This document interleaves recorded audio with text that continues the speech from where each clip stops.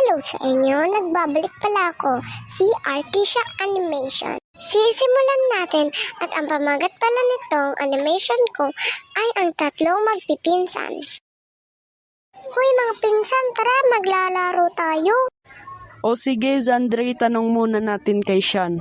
Sige, tanungin na muna natin. At saka nasan pala si Artisha? O sige, tanungin muna natin si Sean, tsaka hanapin na natin diretso si Artisha. Sean, pwede ka ba sumali sa laro namin? Anong laro? Ang laro namin ay habol-habulan. Gusto mo bang sumali?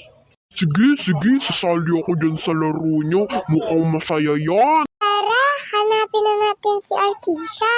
Sige, hanapin muna natin si Artisha.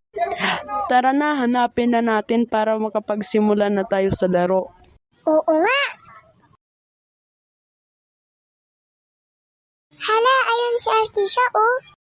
Tara, tanungin na natin siya kung sasali ba siya. Oo nga, tara, tanungin na natin. Hello, Artisha.